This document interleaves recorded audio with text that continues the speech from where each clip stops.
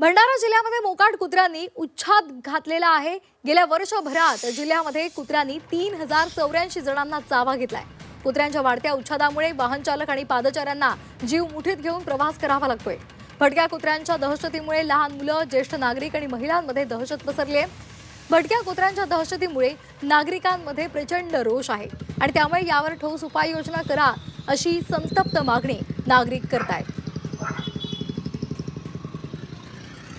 मागील 11 महिन्यात 3084 पूर्ण जिल्ह्यामध्ये आणि 773 शहरी भागामध्ये कुत्र्यांनी नागरिकांना चावा घेतलेला। सगळ्यात पहिले जी वुंड आहे ती वुंड व्यवस्थित वाहत्या पाण्याखाली त्यांनी धुवून घ्यावी।